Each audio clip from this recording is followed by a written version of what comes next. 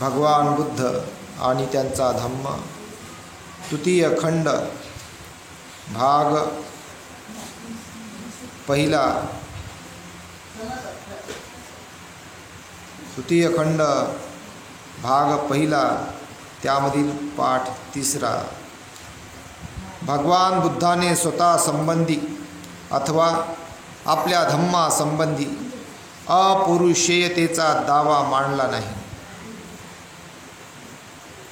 त्यांचा धम्म माणसाने माणसासाठी शोधून काढलेला आहे।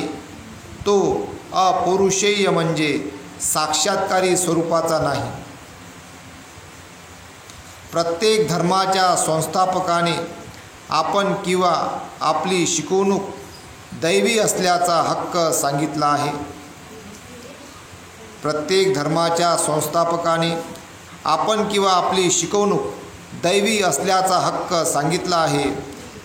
मोझेसने आपली उत्पत्ती दैवी असल्याचे म्हटले नाही, परंतु आपल्या शिकवणुका मात्र दैवी असल्याचे म्हटले आहे। त्याने आपल्या अनुयायांना सांगितले आहे की दुधामधाच्या प्रदेशात ज्यांना जावयाचे असेल त्यांनी ही शिकवणूक मान्य केली पाहिजे, कारण ती जिवोवाची म्हणजे ईश्वराचीच शिकवणूक आहे। येशू ख्रिस्ताने आपण देवपुत्र असल्याचे स्वतःच सांगून दैवीपणावर हक्क सांगितला आहे।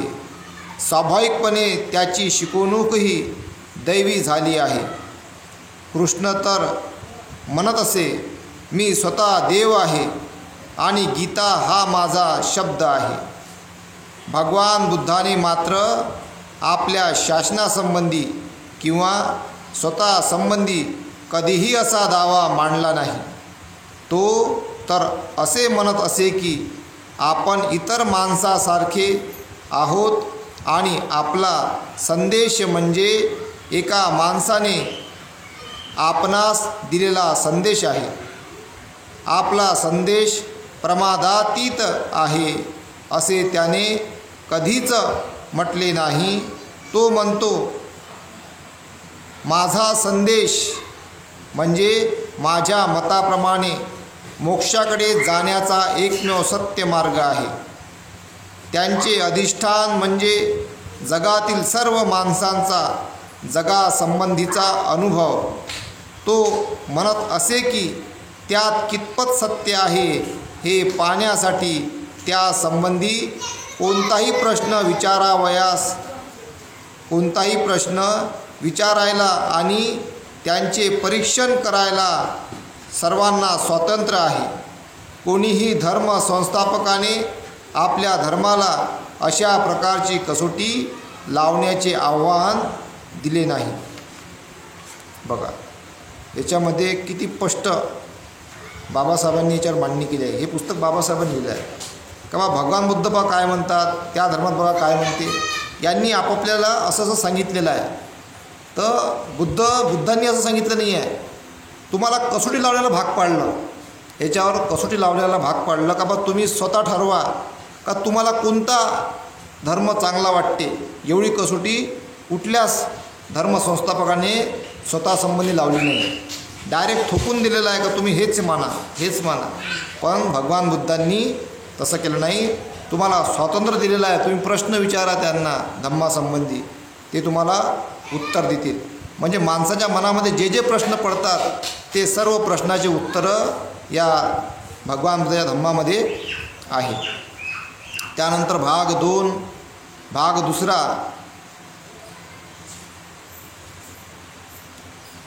भगवान बुद्धाच्या धम्मासंबंधी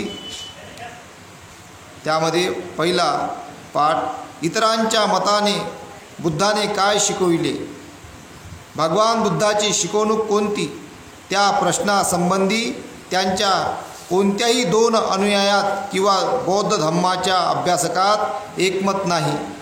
काहींच्या मते समाधी हा त्यांच्या शिकवणुकीचा मुख्य गाभा आहे।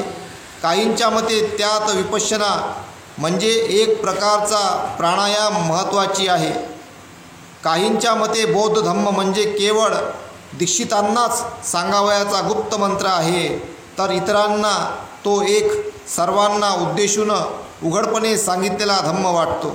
काहींच्या मते ती एक वृक्ष दर्शन पद्धती आहे, काहींच्या मते तो केवळ गुढवाद आहे, काहींच्या मते ते एक ऐहिक जीवनापासून स्वार्थी पलायन आहे, काहींच्या मते हृदयातील सर्व वासना आणि भावना यांच्या पद्धतशीर विरोध शिकवणारे ते शास्त्र आहे.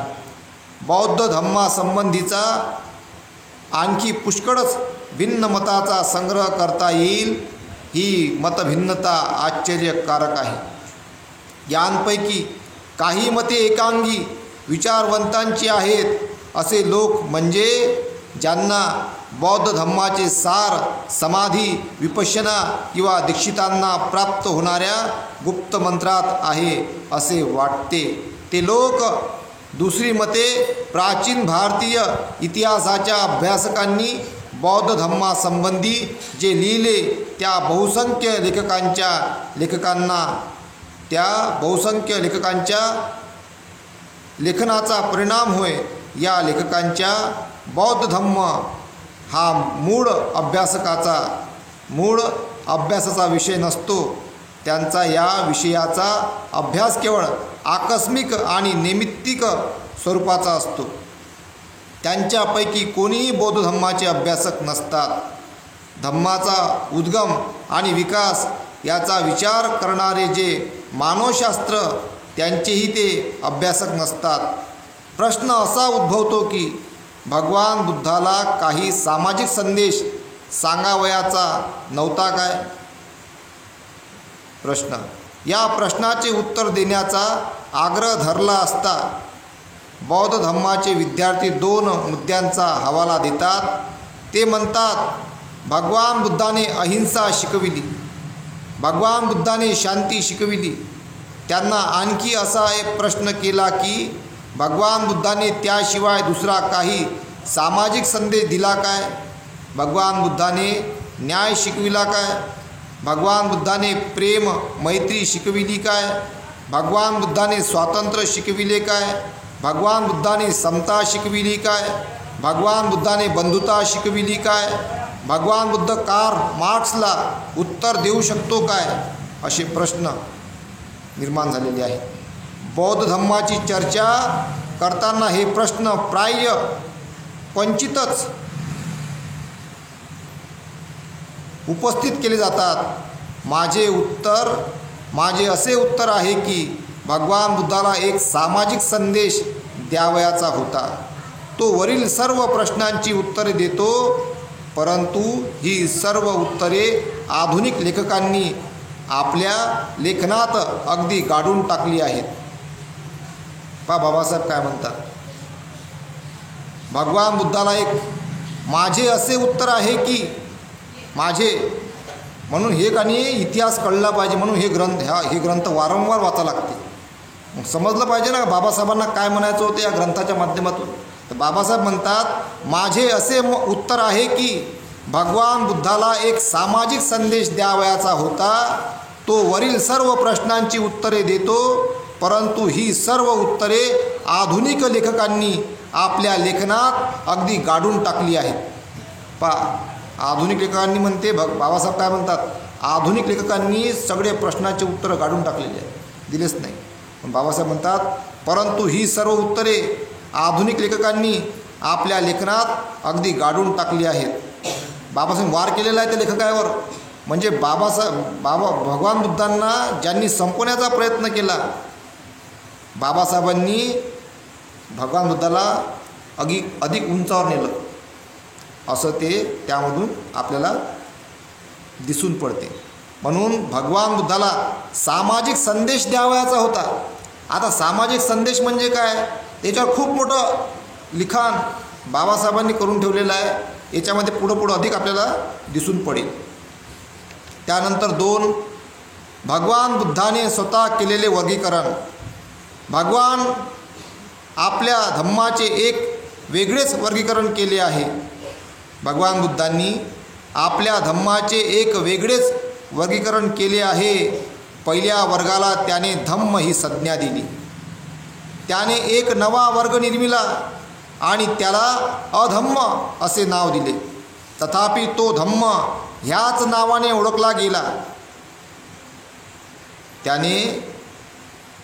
तथापि तो धम्म ह्याच नावाने ओळखला गेला. त्याने तिसराही एक वर्ग निर्मिला आणि त्याला सद्धम्म अशी संज्ञा दिली. हा तिसरा वर्ग म्हणजे धम्माच्या तत्त्वज्ञानाचे दुसरे नाव होय. भगवान बुद्धांचा धम्म समजण्यासाठी धम्म, अधम्म आणि सद्धम्म ह्या तीनही वर्गाची ओळख करून घेतली पाहिजे. बघा, एवढं स्पष्ट सांगितलं आहे कुठं? तर ते माणसांनी तपासलं पाहिजे. ज्या याच्यामध्ये जे माणसं आहेत, जे थोडे समजदार आहेत, त्यांनी हे तपासलं पाहिजे का बा आपल्या ग्रंथात असं का नाही, एवढी कसोटी का नाही, भगवान बुद्ध धम्मामध्ये एवढी कसोटी का आहे.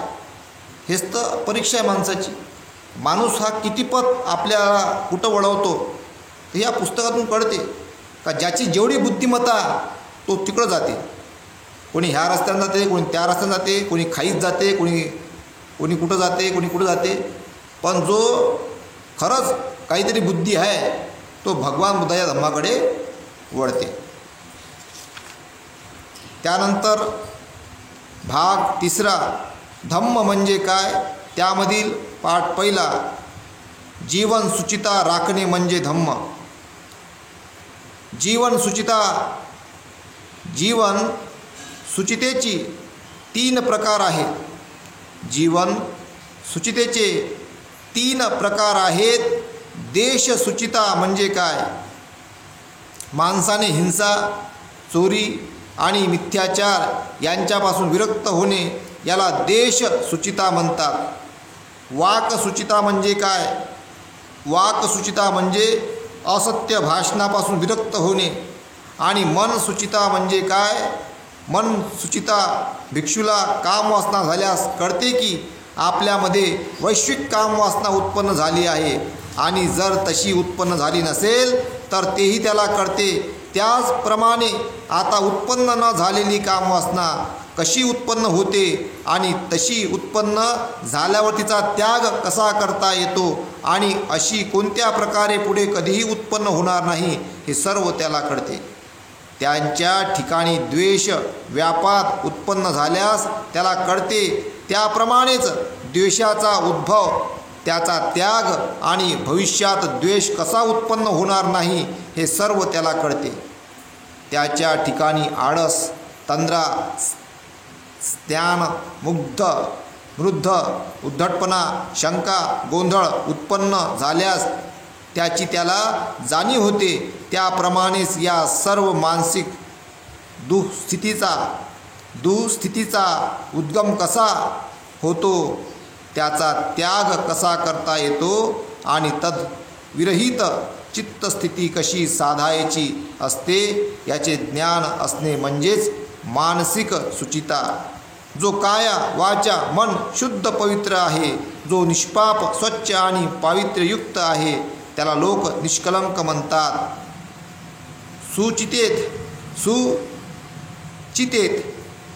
सुचितेचे 3 प्रकार आहेत. कायेची, वाचेची आणि मनाची सुचिता. कायची सुचिता म्हणजे काय, काय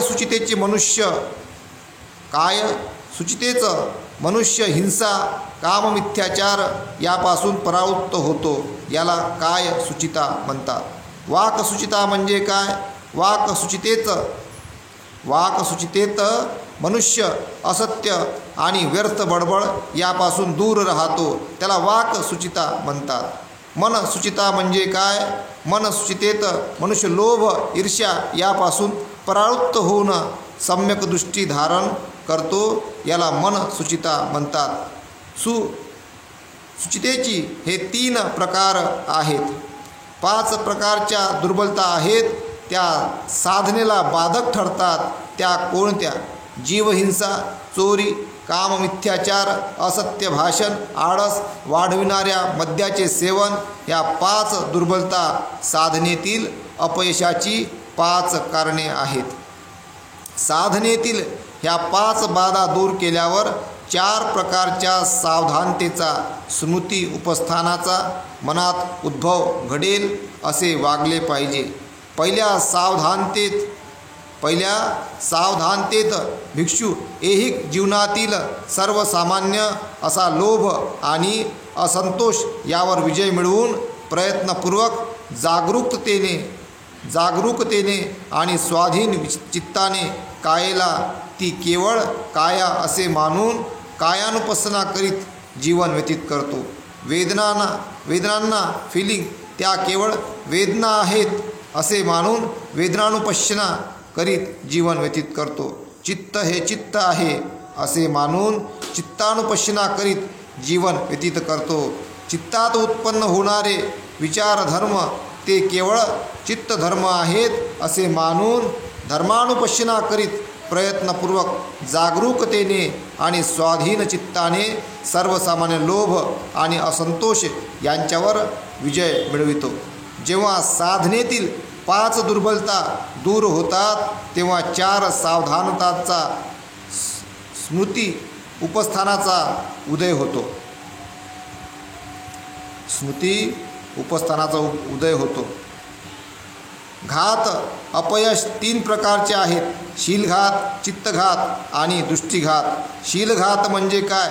जीवहत्या, चोरी, कामभोगासंबंधी मिथ्याचार, असत्य भाषण, निंदा, कटू भाषण, व्यर्थ बडबड हे सर्व शीलघातात अंतर्भूत होतात. चित्तघात कोणत्या प्रकारचे असतात? लोभ आणि दुष्टपणा हे चित्तघात होत. दृष्टीघात कोणत्या प्रकारचे असतात? दृष्टीघातामुळे माणूस असा विकृत दृष्टिकोन स्वीकारतो की दान, त्याग, परित्याग यांमध्ये काहीच गुण नाही. सदाचार आणि दुराचार यांना काही फल नाही की त्यांचा परिणामही घडत नाही. इहलोक नाही की परलोक नाही. आई नाही की बाप नाही. आणि प्राणी सोत्पन्नही नाही. या जगामध्ये ज्यांनी अत्युच्च शिखर गाठले आहे, पूर्णता मिळविली आहे, ज्यांना आपल्या आंतरिक शक्तीने या ऐहिक जगापलीकडल्या जगाचा साक्षात्कार झाला आहे आणि जे त्या जगाच्या अस्तित्वाची घोषणा करू शकतात, असे श्रमण आणि ब्राह्मण या जगात नाहीत.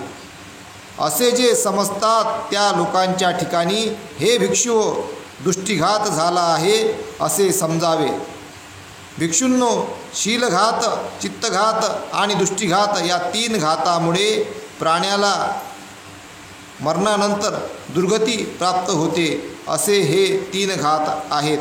भिक्खूंनो, लाभ 3 प्रकारचे असतात. ते म्हणजे शीललाभ, चित्तलाभ, दृष्टीलाभ. शीललाभ म्हणजे काय? हिंसा, चोरी, मिथ्याचार, असत्य भाषण, निंदा, कटू भाषण, व्यर्थ बडबड यांच्यापासून परावृत्त होणे म्हणजे शील लाभ होय. चित्तलाभ म्हणजे काय? लोभ आणि दुष्टपणा यापासून दूर राहणे चित्तलाभ होय. दृष्टीलाभ म्हणजे काय? दान, त्याग, परित्याग यामध्ये काही पुण्य आहे. सदाचार आणि दुराचार यांची फळे आणि परिणाम भोगावे लागतात. इहलोक आणि परलोक आहे. आईबाप आणि सोत्पन्न प्राणी आहेत ज्यांना या जगापलीकडील दुसऱ्या जगाचा साक्षात्कार झाला आहे आणि जे तशी त्याची घोषणा करू शकतात, असे श्रमण आणि ब्राह्मण आहेत. अशी दृढ समजूत म्हणजे दृष्टीलाभ. भिक्षूंनो, या समजुतीला दृष्टीलाभ म्हणतात. या 3 लाभामुळेच प्राण्याला शरीर नाशानंतर दैववान स्वर्गीय सुगती लाभते. भिक्खूंनो, असे हे 3 लाभ आहेत. तो अशा प्रकारे याच्यामध्ये जीवन सुचिता राखणे म्हणजे धम्माबद्दल असे 3 लाभ सांगितलेले आहेत. त्यानंतर जीवनात पूर्णता साधने म्हणजे धम्म होय. 3 प्रकारच्या पूर्णता असतात: कायिक, वाचिक आणि मानसिक. मानसिक पूर्णता कोणत्या प्रकारची असते? आसवे अथवा चित्तमल पुरा नष्ट होऊन ह्या जीवनात संपूर्ण चित्त विमुक्तीचा अनुभव घेणे, प्रज्ञेने आसवांपासून विमुक्त मिळवून त्याच अवस्थेत सतत वर्तने ह्यासच मानसिक पूर्णता म्हणतात. आणखीही पारमिता आहेत आणि भगवान बुद्धाने त्या सुभूतीला सांगितल्या. भगवान बुद्धाने त्या सुभूतीला सांगितल्या. सुभूती बोधिसत्वाची दान पारमिता कोणत्या प्रकारची असते? तथागत बोधिसत्व चित्ताच्या अवस्थांची जाणीव ठेवून अंतर्बाह्य वस्तूंचे दान करतो आणि त्या सर्व प्राणीमात्रांना दिल्यावर बोधीला अर्पण करतो. दुसऱ्यांनाही तो तसे करण्याची प्रेरणा देतो. कुठल्याही वस्तूबद्दल त्याच्या मनात आसक्ती नसते. ह्या अवस्थेला दान पारमिता म्हणतात. सुबुती म्हणतो, बोधिसत्वाची शील पारमिता कशी असते? तथागत म्हणतात, या पारमितेत तो स्वतः भगवान बुद्ध म्हणतात, या पारमितेत तो स्वतः सदाचाराची 10 पत्ते पाळीत असतो आणि इतरांना तसे करण्याची प्रेरणा देतो. म्हणजे भगवंताला प्रश्न विचारत आहे आणि भगवंत सांगत आहे. सुबुती म्हणतो, बोधिसत्वाची शांती पारमिता कशी असते? तथागत म्हणतात, या पारमितेत तो स्वतः क्षमाशील होऊन इतरांना तसे होण्याची प्रेरणा देतो. सुबुती म्हणतो, बोधिसत्वाची वीर्य पारमिता कशी असते? तथागत म्हणतात, या पारमितेत तो 5ही पारमितांच्या परिपूर्तीत अखंड मग्न राहतो आणि इतरांनाही तसे करण्याची प्रेरणा देतो. सुबुती म्हणतो, बोधिसत्वाची समाधी ही पारमिता कशी असते? तथागत म्हणतात, या पारमितेत कौशल्याने तो ध्यान साधतो आणि तथापि तो तत्संबंधित रूप लोकात परत जन्म घेत नाही आणि इतरांनाही तो तसेच करण्याची प्रेरणा देतो. सुबुती म्हणतो, बोधिसत्वाची प्रज्ञा पारमिता कशी असते? तथागत म्हणतात, या पारमितेत तो कोणत्याही एका धर्मात भौतिक अथवा आधिभौतिक मग्न न राहता सर्व धर्माच्या अभिजात स्वरूपाचे चिंतन करीत असतो आणि तसे करण्यास इतरांना प्रेरणा देतो. अशा पारमिता अंगी बाणविणे यालाच धम्म म्हणतात. अशा प्रकारच्या पारमिता अंगी बाणविणे यालाच धम्म म्हणतात. आता बघा, धम्म आपल्यापाशी असला पाहिजे. किती मोठं काम करावं लागते याच्यावर, किती मोठं काम करावं लागते बघा. धम्म आपल्यापाशी असला पाहिजे बा, निब्बान प्राप्त करायचं किती मोठं काम करावं लागते. म्हणून तो पंचशील असतं ते पाहिजे आहे. हे लय मोठी गोष्ट आहे. त्यानंतर म्हटलं गेलेलं आहे, निब्बान प्राप्त करणे हा धम्म आहे. निब्बानासारखे परमसुख दुसऱ्या कशानेही लाभत नाही असे भगवान बुद्धाचे वचन आहे. भगवान बुद्धाने शिकविलेल्या सर्व सिद्धांताचा निब्बान हा केंद्रावती सिद्धांत आहे. भगवान बुद्धाने शिकविलेल्या सर्व सिद्धांताचा निब्बान हा केंद्रवती सिद्धांत आहे. निब्बान म्हणजे काय? बुद्ध प्रणित निब्बान हे बुद्धपूर्व लोकांनी सांगितलेल्या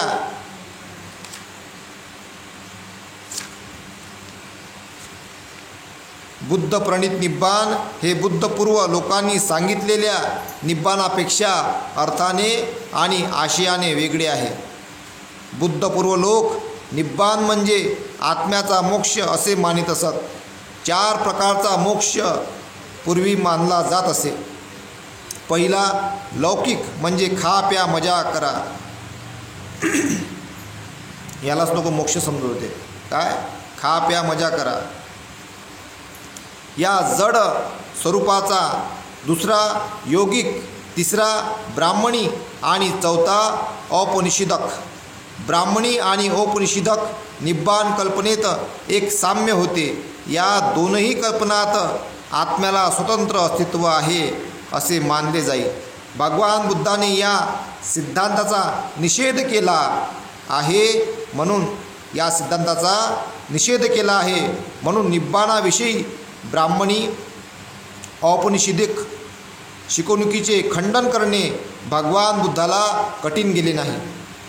निब्बाणाची लौकिक कल्पना ही अत्यंत जड स्वरूपाची असल्यामुळे भगवान बुद्धास ती कधीच प्रिय नव्हती. कारण या लौकिक कल्पनेत माणसाच्या प्राणी म्हणून ज्या इंद्रिय भुका असतात त्याचे शमन करणे ह्या पलीकडे दुसरा आशय नाही. त्यात आध्यात्मिक असे काहीच नव्हते.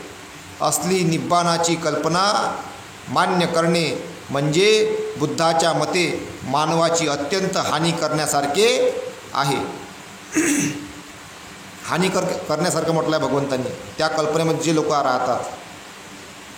कारण इंद्रिय भुकाचे शमन करणे म्हणजे अधिक भुका निर्माण करण्यासारखे आहे.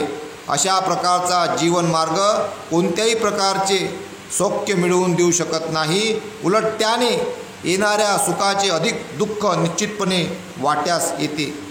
योगातील निब्बाण कल्पना म्हणजे एक केवळ तात्पुरती अशी अवस्था होती. त्याने मिळणारे सुख हे नकारात्मक स्वरूपाचे होते आणि ते मिळवण्यासाठी सर्व संसार पराडमुख व्हावे लागते. त्याच्या योगाने वेदना टाळता येतात परंतु सुख मिळत नाही. आणि सुख मिळालेच तर ते योग चालू आहे तोपर्यंतच. ते स्थायी स्वरूपाचे नव्हते, अस्थायी स्वरूपाचे होते. भगवान बुद्धाची निब्बाणाविषयी कल्पना त्यांच्या पूर्वीच्या मतप्रणालीपेक्षा वेगळी होती. त्यांच्या निब्बाण कल्पनेत 3 विचारांचा अंतर्भाव होता. त्यांच्या निब्बाण कल्पनेत 3 विचारांचा अंतर्भाव होतो. आत्म्याच्या मोक्षाऐवजी प्राण्यांचे सुख हा एक विचार. जिवंतपणी ह्या सर्व संसारात असताना मिळणारे सुख हा दुसरा विचार. आत्म्याचा मोक्ष आणि मृत्यूनंतर आत्म्याला मोक्ष मिळणे हे 2 विचार बुद्धाच्या निब्बाण कल्पनेला अगदी अपरिचित आहे. मान्य नाही, अपरिचित. भगवान बुद्धाच्या निब्बाण कल्पनेतील मूल आधार असा. तिसरा विचार म्हणजे सदैव प्रज्वलित असणाऱ्या विकारांच्या ज्वालांवर निग्रह साधणे. गयेत राहत असताना बुद्धाने भिक्खूंना जे प्रवचन दिले त्याचा मुख्य विषय राग आणि द्वेष हे प्रज्वलित अग्नीसारखे होत हा आहे.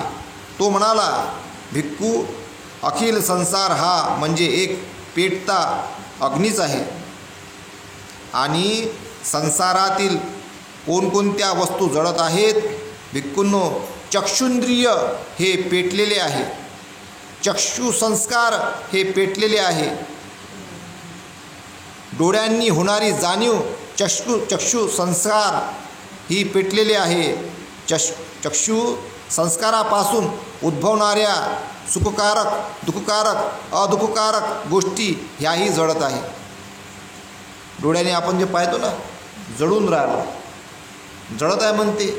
जळत आहे म्हणजे काय? आग लागली. आग लागली म्हणजे काय? कधी ना कधी वेदना होणार. म्हणून चक्षु इंद्रिय त्याची दोऱ्या हातामध्ये असल्या पाहिजे. हातात जसं एखाद्या कुत्र्याचा लय लाड केला, कुत्र्याला सोडलं तर कुत्र्याला वेदना होते म्हणून, कारण त्याला धम्मच माहीत नाही, त्रास होते ना. माणसाला माहीत आहे. माणसाला त्याच्या इतकंच स्वतःच्या याच्यावर आवरलं पाहिजे. कुणावरही जास्त त्याच्यावर आसक्ती राहिली का वेदना झाल्या. नियम सगळेच पाळावे लागते, पण त्याच्यामध्ये आहारी जाणं. एखाद्या बघण्यामध्ये कुठलंही सौंदर्य वस्तू, आता याला कसं सोडू, जसं एखाद्या दागिन्यावर प्रेम असते. बापाला दागिने चालले, आता दागिने इका लागते, किंवा पैसे चालले जवळचे, किंवा कार चालली, आता कार इका लागते, किंवा गाडी चालली, किंवा घर चाललं तर वेदना होते. म्हणून डोळ्यात दिसते ना ते आपल्या, म्हणून त्या प्रकारे सांगितलेले आहे ते.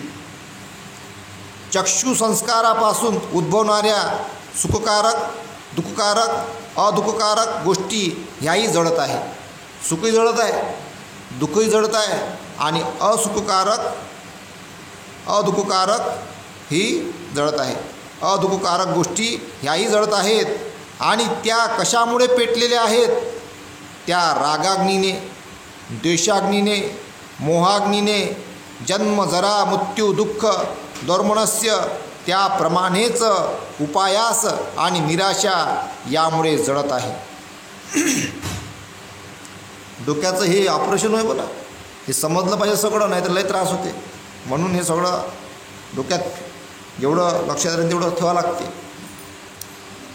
या सार ठेवणं फार महत्त्वाचं आहे. भिक्खूंनो, श्रोतेंद्रिय जळत आहे, शब्द जळत आहे, घानेंद्रिय जळत आहे, गंध जळत आहे, जिव्हा जळत आहे, रस जळत आहे, शरीर जळत आहे, चिंतातील संकल्प विकल्प जळत आहेत. चित्त संस्कारापासून ज्या सुखवेदना, दुःखवेदना, अदुःखवेदना उत्पन्न होतात त्या सर्व वेदना जळत आहे. आपलं शरीर जळत आहे बोला. आणि ह्या कशामुळे जळत आहेत? त्या रागाग्नीने, मोहाग्नीने, जन्म जरा मृत्यू दुःख दोर्मणस्य ह्याप्रमाणेच उपायास त्याच्यामुळे जळत आहेत. हे जाणल्यावर भिक्षूंनो, प्रज्ञावान श्रेष्ठांच्या मनात उपेक्षा विरक्ती उत्पन्न होते. या उपेक्षेमुळे त्याच्या ठिकाणचे रागाग्नी आदी विकार मावळतात आणि विकारांच्या भावामुळे तो मुक्त होतो आणि मुक्त झाल्यावर त्याला आपल्या मुक्तीची जाणीव होते. निब्बाणामुळे सुख कसे मिळते या दुसऱ्या प्रश्नाचे उत्तर देणे आता आवश्यक आहे. एक सर्वसामान्य समजूत आहे की माणसाला पुरेसे मिळाले नाही की तो दुःखी होतो. परंतु ही समजूत काही त्रिकाळ सत्य नाही. भोवती समृद्ध आणि संपन्नता असूनसुद्धा मनुष्य दुःखी राहतो. पहिलं म्हटलं आहे पुरेसे मिळले नाही तर तरी दुःखी राहते, आणि सगळं काही मिळलं तरी दुःखी राहते. भोवती समृद्ध आणि संपन्नता असूनसुद्धा मनुष्य दुःखी राहतो. हा लोभाचा परिणाम आहे. आणि लोभ हा गरीब आणि श्रीमंत या दोघांच्याही जीवनाचा शाप आहे. काय म्हटलं याले म्हटलं आहे शाप, ते नाही जाय, ते शाप नाही लागत, तो कर्माचा परिणाम राहते, हा शाप लागते. अशा प्रकारचा हा लोभाचा परिणाम आहे. आणि लोभ हा गरीब आणि श्रीमंत या दोघांच्याही जीवनाचा शाप आहे. लोभाला शाप म्हटलेला आहे, रागाला शाप, द्वेषाला शाप, मोहाला शाप. हा विचार भिक्खूंना दिलेल्या एका प्रवचनात भगवान बुद्धाने स्पष्ट केला आहे. लोभाने लुब्ध आणि रागाने लुब्ध शुद्ध, लोभाने लुब्ध आणि रागाने शुद्ध, मोहाने मूढ झाल्यामुळे माणसे स्वतःच्या व इतरांच्या दुःखाबद्दलचे विचार मनात घडवू लागतात आणि त्यामुळे त्यांना मानसिक वेदना आणि पीडा अनुभवाव्या लागतात. काय म्हटलं गेलं इथं? इतरांच्या दुःखाबद्दलचे विचार मनामध्ये घडवू लागतात आणि त्यामुळे त्यांना मानसिक वेदना आणि पीडा अनुभवाव्या लागतात. आपल्याला मग इतरांना पण दुःख होते ना, त्याला बॅलन्स असलं पाहिजे. बॅलन्स हाय, आता आपण काम आपलं करत राहायचं, हाय वेदना बिचारायले, हाय वेदना, तर मग त्या जर आपल्या मनाला आपण लावून घेतल्या तर मग आपल्यालासुद्धा त्याचा त्रास होतो. मग झोप लागत नाही, वेदना होतात, लय त्रास होते मग. म्हणून ही धम्माची बाजू समजून घेतली पाहिजे. परंतु जर लोभ, राग, मोह यांचा पूर्ण उच्छेद केला तर माणूस स्वतःच्या दुःखाने दुःखी होत नाही. म्हणजे स्वतःच्या दुःखाने दुःखी होत नाही तर काय त्यागा लागते म्हणते भगवंत लोभ, राग, मोह त्यागून द्या, तर मग काय होत नाही? वेदना होत नाही.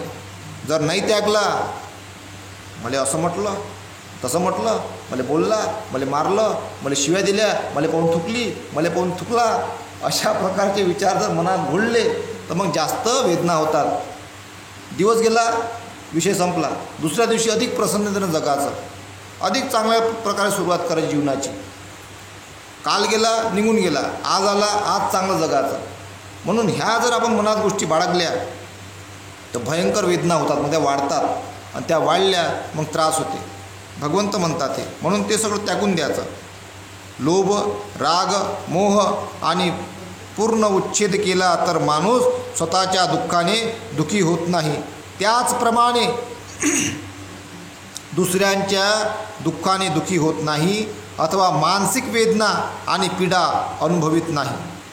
आणि असे झाले की बंधूंनो, ते हवेसे वाटणारे आणि आकर्षक आणि जे बुद्धिवान श्रावकांनाच साध्य असे ते निब्बाण भविष्य जीवनात नव्हे तर ते इहजन्मी हस्तगत माणसाला दुग्ध करणारे,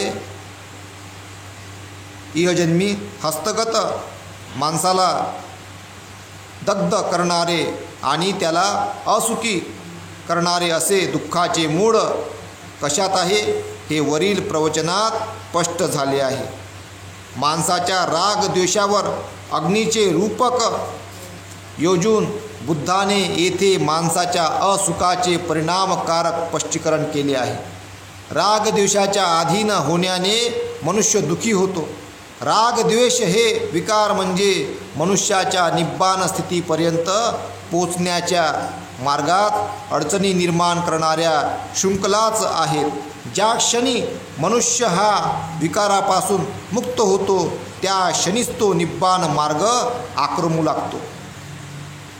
म्हणजे निब्बाणपाशी प्राप्त जर करायचं आहे, निब्बाणच प्राप्त करावं लागतं सगळे. जर वेदनेपासून मुक्त व्हायचं आहे, वेदना जे त्रास होते आपल्याला, लय त्रास होते. पोरगा बोलला त्रास होते, माय बोलली त्रास होते, बाप बोलला त्रास होते, सून बोलली त्रास होते, आहे का नाही, आई बोलली त्रास होते, सासरा बोलला त्रास होते, काका काकू मामा मामी आजी आजोबा कोणीही बोललं त्रास होतेच, होत नाही का त्रास. मग जर आपण ते विकार त्यागले नाही, रागाचा मग राग उत्पन्न होते, द्वेष उत्पन्न होते, लोभ मोह हे जर विकार त्यागले नाही तर निब्बाणाची पायरीच नाही सुरू होत. कसं सुरू होणार? भयंकर वेदना होते, मग मरेपर्यंत वेदनाच वेदना. ते म्हणते ना, बापा तळपू तळपू गेला म्हणते, आहे का नाही. ते होय, राग आहे, द्वेष आहे, लोभ आहे, मोह आहे. काही जण मरेपर्यंत शिव्या देत राहतात, तेच तर भोगणं होय. केसही पिकतात तरी शिवा देतात, केसही पिकतात तरी, मग तो म्हातारा असो की म्हातारी असो, रोग आहे तो. मग हा धम्म त्यासाठी आहे, रोग को त्याग दो. आता केस पिकले, सगळं झालं. राग त्यागून द्या, द्वेष त्यागून द्या, लोभ त्यागून द्या, मोह त्यागून द्या.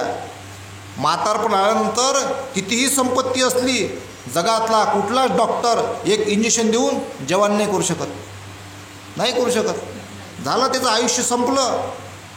पृथ्वी, आप, तेज आणि वायू हे आता नष्ट होण्याच्या मार्गावर आलेले आहेत.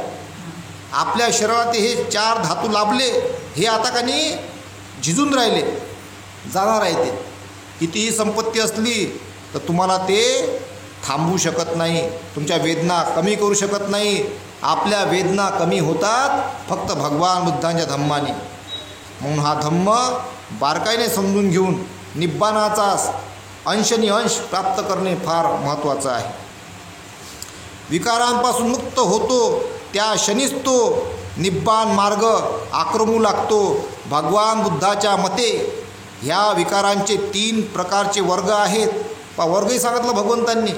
म्हणजे भगवंत तुम्हाला आपल्याला आता दुःखातून मुक्त करायच्या मार्गावरच आहे.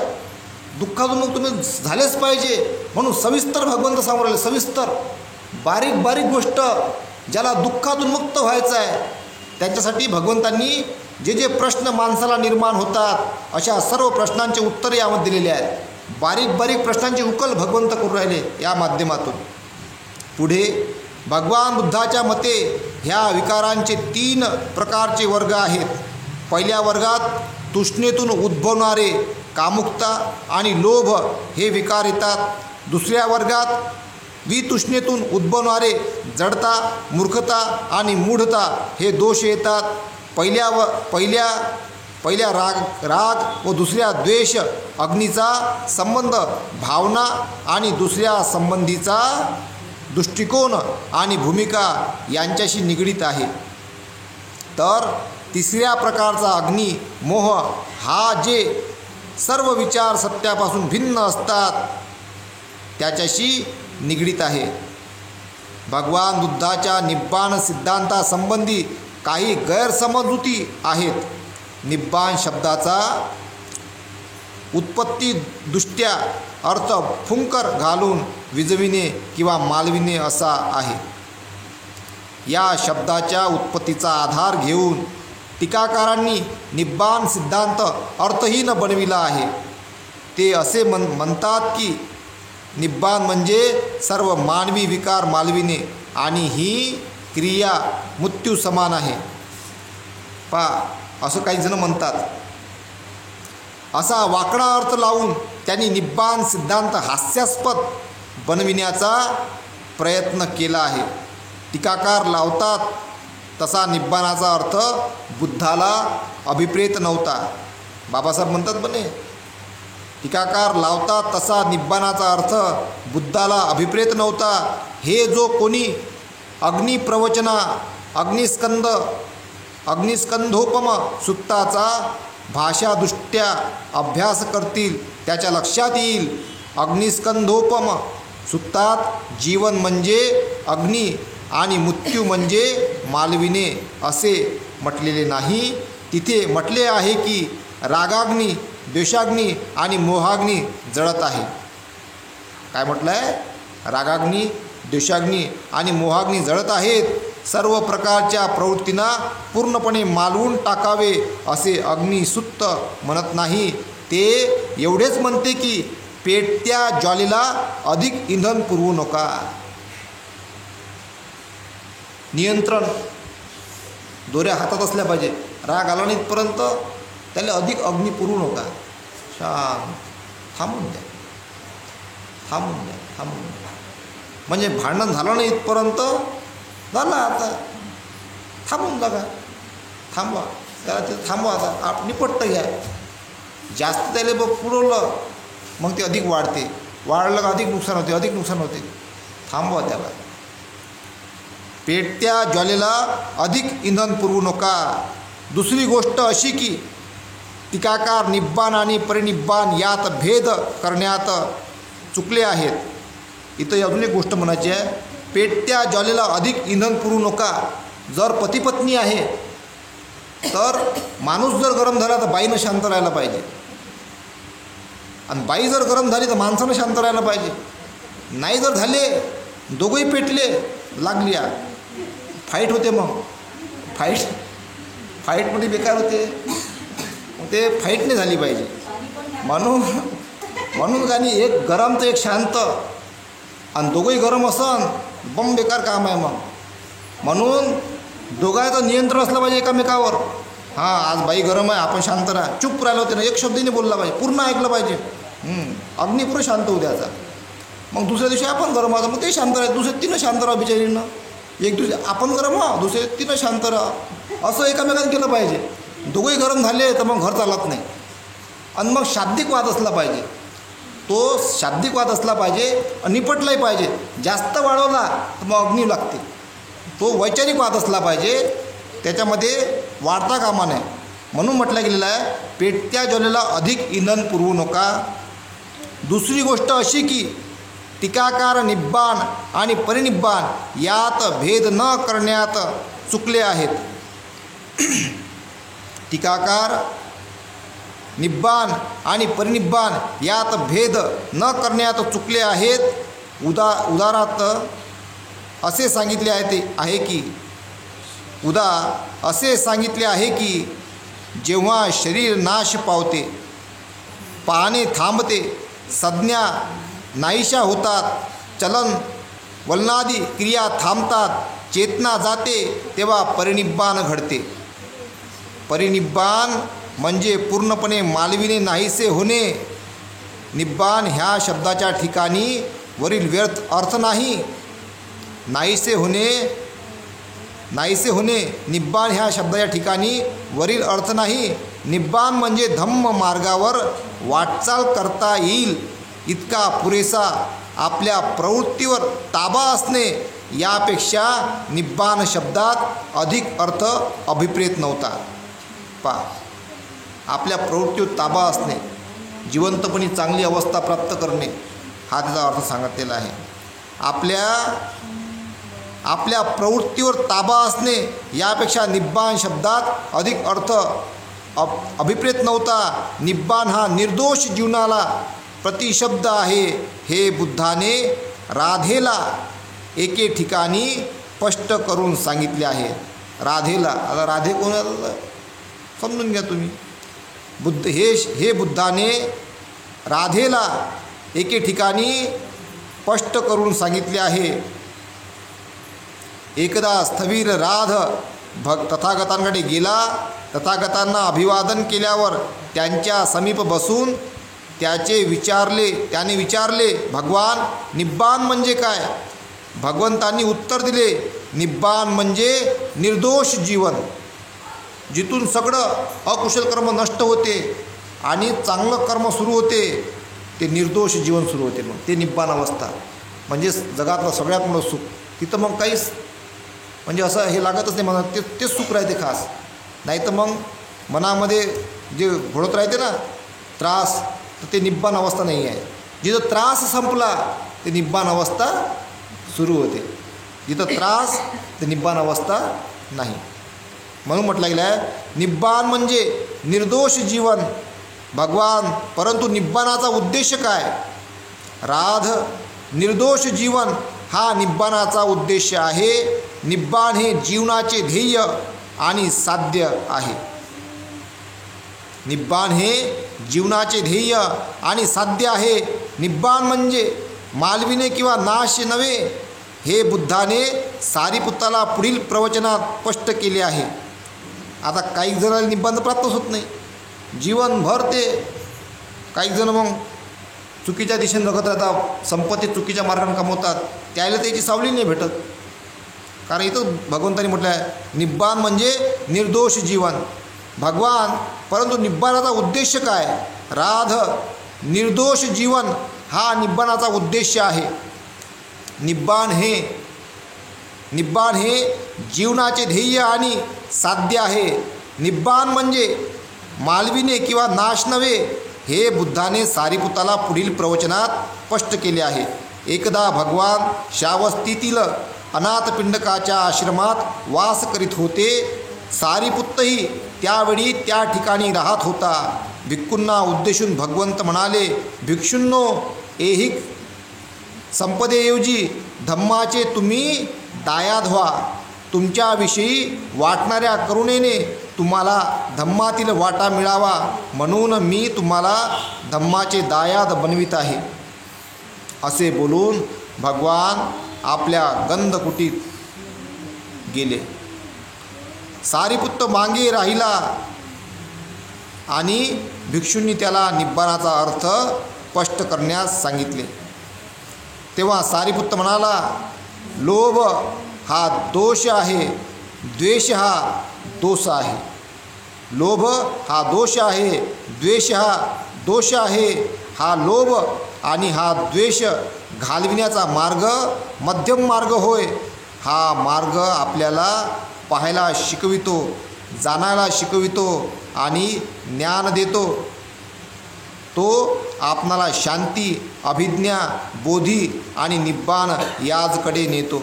ह्या मध्यम मार्ग कोणता? हा मध्यम मार्ग म्हणजे अष्टांग मार्ग होय, त्याशिवाय दुसरा नाही. सम्यक दृष्टी, सम्यक संकल्प, सम्यक वाणी, सम्यक कर्मांत, सम्यक आजीविका, सम्यक प्रयत्न, व्यायाम, सम्यक स्मृती आणि सम्यक समाधी. भिक्षूंनो, हा मध्यम मार्ग आहे. होय, क्रोध,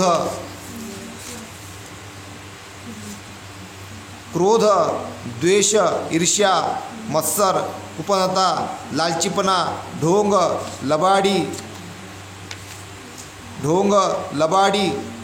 उद्धटपणा, मोह, प्रमाद हे सर्व दुष्ट विकार आहेत. मोह आणि प्रमाद याचा परिहार मध्यम मार्गाने होतो. त्याच्या योगाने पाहायला दृष्टी मिळते. हा मार्ग आपणाला पाहायला शिकवितो आणि ज्ञान देतो आणि आपणाला शांती, अभिज्ञा, बोधी आणि निब्बाण याकडे नेतो. निब्बाण हे दुसरे काही नसून तो अष्टांग मार्ग आहे. अशा रीतीने सारीपुत्ताने निब्बाणाचे प्रवचन केले आणि भिक्षूंना ते ऐकून आनंद वाटला. निब्बाणात तो मूलभूत विचार आहे, तो म्हणजे अष्टांग मार्ग. अष्टांग मार्ग शिवाय निब्बाणाला दुसरा अर्थ नाही. प्रवृत्तीचा संपूर्ण उच्छेद आणि परिनिब्बाण ही दोन टोके आहेत आणि निब्बाण हा त्यातील मध्यम मार्ग आहे. हे लक्षात घेतले असता निब्बाणाच्या कल्पनेसंबंधीच्या गोंधळात निराश होईल. हे लक्षात घेतले असता निब्बाणाच्या कल्पनेसंबंधीच्या गोंधळाचा निराश होईल. म्हणजे हे जर समजलं बा तर निब्बाणाचा गोंधळ होणार नाही. स्पष्ट समजून घ्या का निब्बाण बा निर्दोष जीवन आहे आणि सारीपुत्ताच्या हिशोबानं आर्य अष्टांगिक मार्ग आहे. तर आपण आता इथेच थांबूया. साधू साधू साधू. उद्याला घेऊया आपण तृष्णा त्याग म्हणजे धम्म.